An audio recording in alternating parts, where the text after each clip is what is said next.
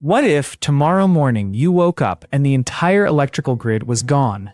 No phones, no internet, no power for hospitals, no way to communicate with loved ones. It sounds like science fiction, but it's not. It's a scenario that keeps scientists and government officials up at night. And it's not a matter of if it happens, but when. Look at this map of Earth and imagine a massive solar storm sweeping across our planet. On this map, you can see the vulnerable infrastructure that spans continents, connecting billions of people to the digital world. In 1859, a solar storm called the Carrington Event hit Earth with such force that it created auroras visible at the equator and knocked out telegraph systems across the globe. If that same storm hit us today, the damage wouldn't be measured in millions of dollars. It would be measured in trillions. And the recovery time wouldn't be weeks or months. It could be years. So the question isn't whether we should care about solar storms. The question is, why aren't we doing more to prepare? Let me break down what a solar storm actually is, because understanding the threat is the first step toward preparing for it. The sun isn't just this peaceful ball of light hanging in the sky. It's a massive nuclear reactor that's constantly churning, constantly moving, constantly changing. Every 11 years or so, the sun goes through a cycle where it becomes more active. During these active periods, the sun's magnetic field gets twisted and tangled, kind of like a ball of yarn that's been played with by a cat. When the tension builds up enough, something has to give. And when it does, you get what's called a coronal mass ejection, or a CME. This is essentially a massive explosion on the sun's surface that sends billions of tons of charged particles hurtling through space at speeds that can reach millions of miles per hour. Now here's the thing that makes this so dangerous. When these particles reach Earth, they interact with our planet's magnetic field. Our magnetic field usually protects us, deflecting most of these particles away. But during an extreme event, the sheer volume of particles overwhelms our natural defenses. The particles start inducing electrical currents in our power grids, our transformers, our communication systems. And these aren't small electrical currents. These are massive surges that can permanently damage equipment that we depend on every single day. Think about it this way. Your power grid is like the circulatory system of modern civilization. When it stops working, everything else stops working too. Hospitals can't run their equipment. Water treatment plants can't pump water. Gas stations can't pump fuel. Supply chains collapse. And we're not talking about a localized blackout that lasts a few hours. We're talking about a potential cascade failure that could leave entire continents without power for months or even years. The equipment that would need to be replaced doesn't exist in sufficient quantity. If a major transformer is damaged, it can take months just to manufacture a replacement. And if hundreds or thousands of transformers are damaged simultaneously, you're looking at a recovery timeline that stretches far beyond what most people can comprehend. Let me give you some numbers on this.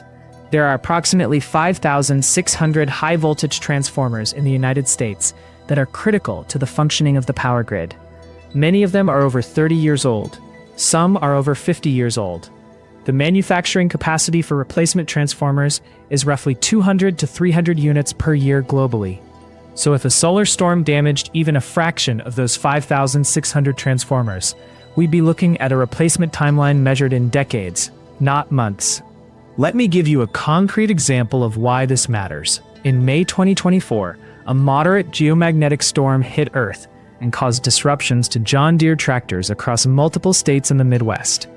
These are farming vehicles that rely on GPS systems for precision planting. Farmers couldn't operate their equipment during planting season. Now that was a moderate storm. Imagine what a severe storm could do. Not just to agricultural equipment, but to power plants, water systems, and communication networks. The cascade effect is what terrifies scientists the most. One failure leads to another, which leads to another, until the entire system collapses. But here's something that really underscores how fragile our system is. The 1859 Carrington Event occurred during a time when the electrical grid barely existed. Telegraph operators reported seeing sparks jumping from their equipment. Some telegraph systems actually continued operating using only the power from the solar storm itself, because the electromagnetic surge was so powerful. Now imagine that same event hitting a world where everything is connected, where every piece of critical infrastructure depends on electricity, where there are no manual backups because we've automated everything. That's the scenario we're facing. So how likely is this actually to happen? Well, scientists have been studying historical records and solar data, and the numbers are sobering. NASA estimates that there's roughly a 12% chance of a major solar storm hitting Earth in the next decade. That might not sound like much, but think about it this way. If you had a 12% chance of getting into a car accident every year, you'd probably take some serious precautions, right? You'd get better insurance. You'd take a defensive driving course. You'd make sure your car was well maintained. Yet when it comes to solar storms, most governments and most people are doing almost nothing. And the reason is simple. Most people don't understand the threat. They haven't heard about it. They assume that if something that catastrophic were possible, someone would have already fixed it. But that's not how it works. The reason we haven't fixed it is because it requires massive investment, coordination between countries, and a willingness to spend money on something that might not happen for another decade or even another century. It's the ultimate tragedy of the commons. Everyone benefits from a solution, but no single country wants to bear the full cost. Let's look at what happened in 2012. A massive solar storm passed through Earth's orbit. If it had hit us just 9 days earlier, it would have hit us directly. And scientists who studied that event concluded that it would have caused between $1 and $2 trillion in damage to the United States alone. That's more than the entire annual budget of the federal government. It would have affected not just America, but every developed nation on the planet. And we got lucky. We were just 9 days away from a catastrophe that would have rewritten human history. Think about that for a second. We came that close to a civilization-altering event, and most people have never even heard about it. But here's where it gets really interesting. The National Academy of Sciences commissioned a detailed study on the economic impacts of a Carrington-level event in 2008. Their findings were stunning. They estimated that the first year alone would cost the United States between $1.2 and $2.6 trillion. But the long-term recovery could take decades. Some sectors might never fully recover. The unemployment rate would skyrocket. Starvation and disease would become serious concerns in urban areas that depend entirely on supply chains. We're talking about a scenario where modern civilization as we know it could be fundamentally altered. But luck isn't a strategy, and we can't count on getting lucky twice. The solar cycle is predictable to some extent. We know when the sun is entering an active phase. We know that during these active phases, the risk increases. And we know that the longer we go without a major event, the more likely one becomes. It's like shaking a soda bottle. The longer you shake it, the more pressure builds up, and the more violent the release will be when you finally open it. Now here's a counterintuitive point that often gets overlooked. You might think that developing nations would be more vulnerable to solar storms than developed nations. But the opposite is actually true in some ways. Many developing countries have less sophisticated electrical infrastructure, but they also have less centralized dependency. They have more backup systems in place because they've had to deal with unreliable power for decades. They have generators, they have manual systems. They have redundancy built in out of necessity. Developed nations like the United States and Europe have optimized everything for efficiency and interconnectedness. That makes them incredibly vulnerable. A solar storm wouldn't just knock out power, it would knock out the entire system that modern life depends on. And recovery would be exponentially harder because we don't have backup systems. We don't have manual alternatives. We've eliminated redundancy in the name of efficiency. Consider what happened in South Africa in 2015. A series of solar storms caused fluctuations in power demand that, combined with maintenance issues at their coal plants, led to rolling blackouts that lasted for months. The country's economy took a hit, but they recovered because they had experience dealing with intermittent power. They had systems in place. They had people who knew how to work without electricity.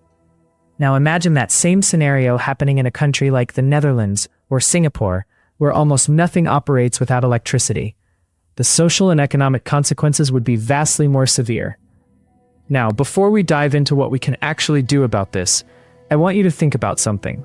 If the power went out tomorrow and didn't come back on for a month, what would your life look like? Could you feed your family? Could you get medicine? Could you access your money? These aren't hypothetical questions. These are questions that emergency preparedness officials are asking right now. And the fact that most of us can't answer them is a problem. But here's the good news. We're not helpless. We're not at the mercy of a sun. We have options. We have solutions.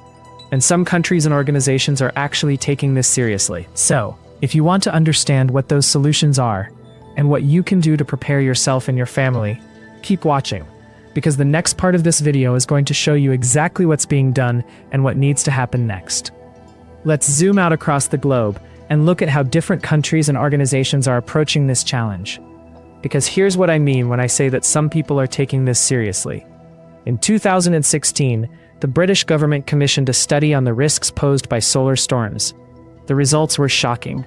They found that a major solar storm could affect transportation, water supply, food distribution, and healthcare systems across the entire country. The economic impact would be catastrophic. And you know what they did? They started making plans. They began investing in grid hardening, in backup systems, in redundancy. They created emergency protocols. They didn't solve the problem entirely, but they acknowledged it and started taking action. The United States has also begun to take notice.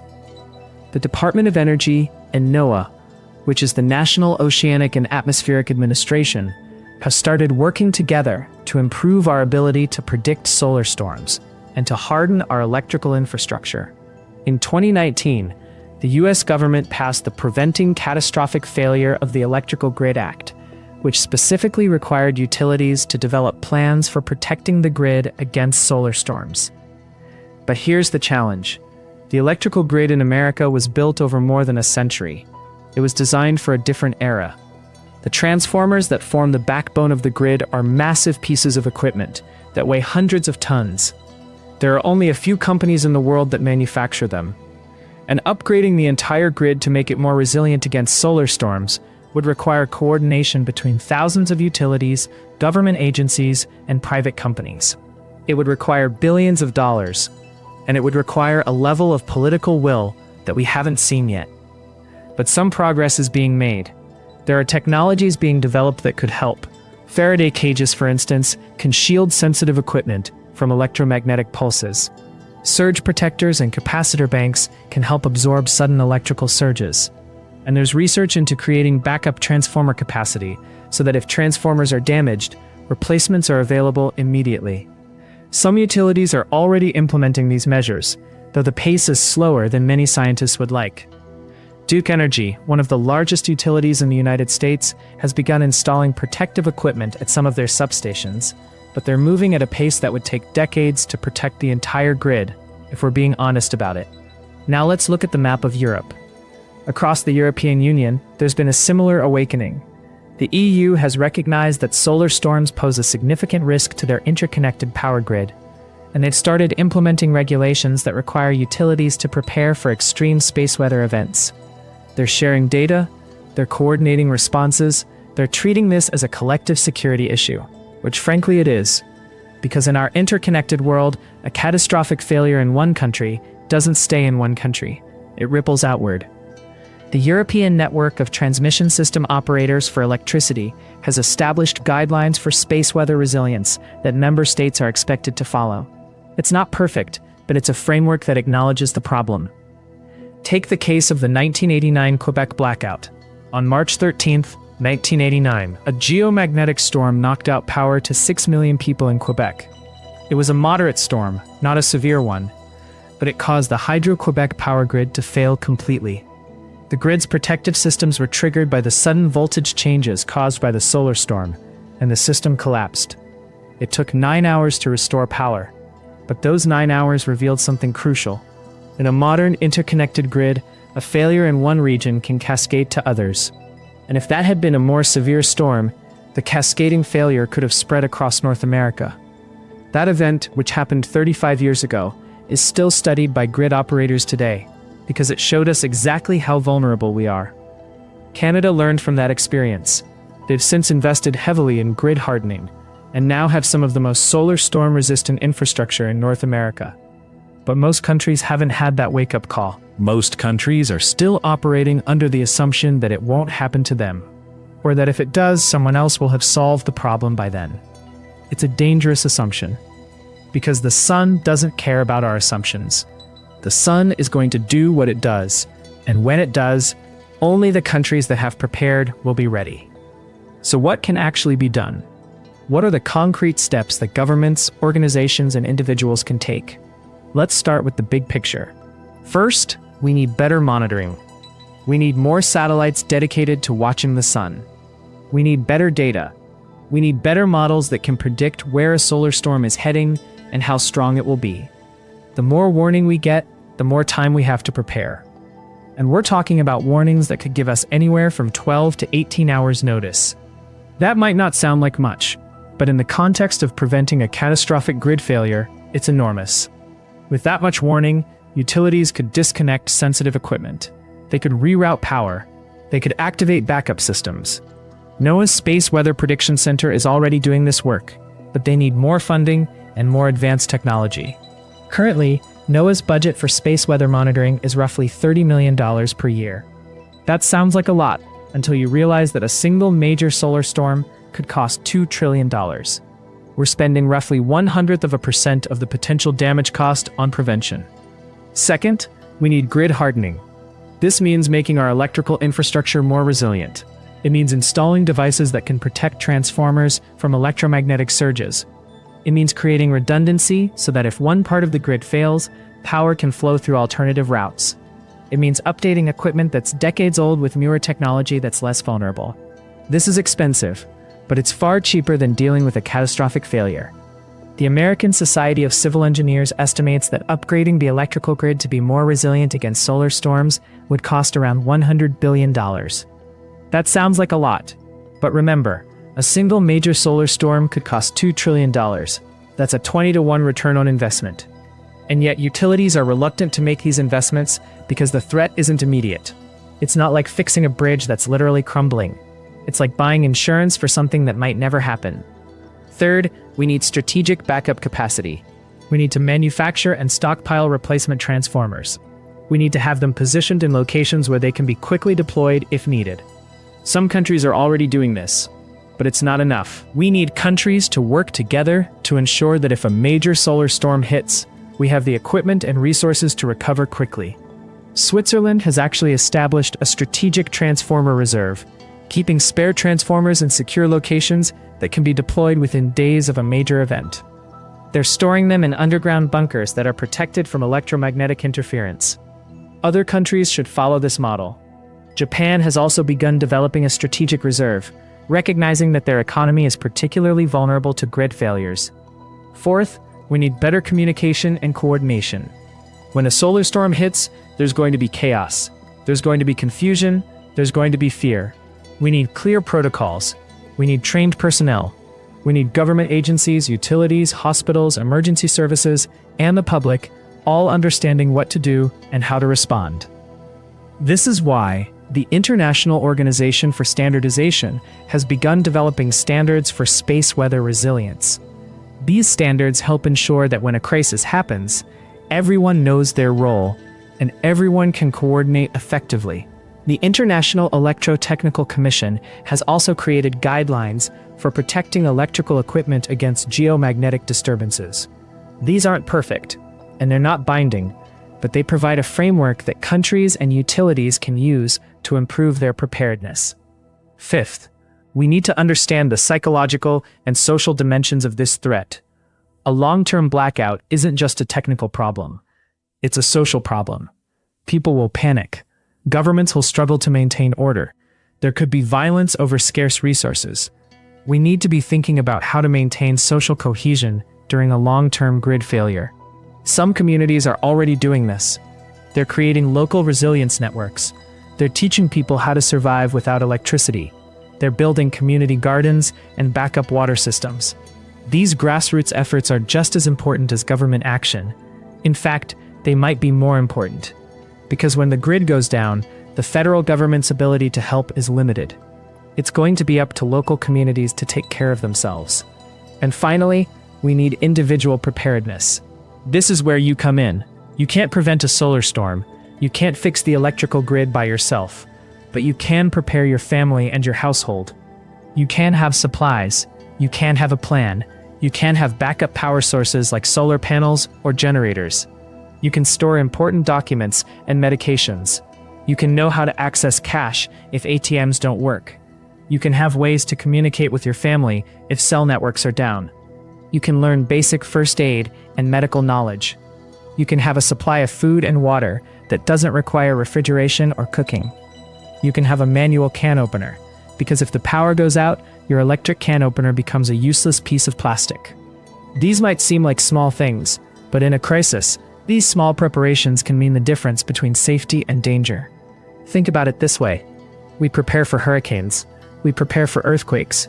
We prepare for floods. We have insurance. We have emergency kits. We have evacuation plans. A solar storm is a different kind of threat, but it's no less real. And it's arguably more serious because of how interconnected our society has become. We've built a civilization that depends entirely on electricity, and we've done almost nothing to prepare for the scenario where that electricity goes away. The good news is that preparing for a solar storm also prepares you for other disasters. A solar storm emergency kit is the same as a hurricane emergency kit. The skills you learn are applicable to any crisis.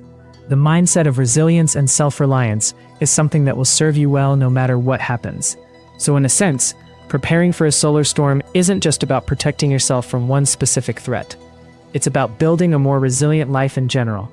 And that's something that benefits you regardless of whether a solar storm ever hits or not. Here's what I want you to take away from this. The threat is real. The science is solid. The risk is quantifiable. But we're not helpless. We have solutions, we have technology, we have knowledge. What we need is action. We need governments to invest in grid hardening and backup systems. We need international cooperation. We need individuals to understand the threat and prepare accordingly. And we need to start now, not when it's too late. Because once a major solar storm hits, there's no going back. There's no quick fix. There's no way to undo the damage. Prevention and preparation are the only strategies that work. So educate yourself. Talk to your family about emergency preparedness. Contact your elected representatives and ask them what's being done to protect our electrical grid. Make a plan. Build a kit. Take this seriously. Because the sun doesn't care about our schedules or our preferences. It's going to do what it does. And when it does, we need to be ready. Future Frontiers has more on existential risks and how we can prepare for them. So subscribe if you want to stay informed about the challenges that could reshape our world.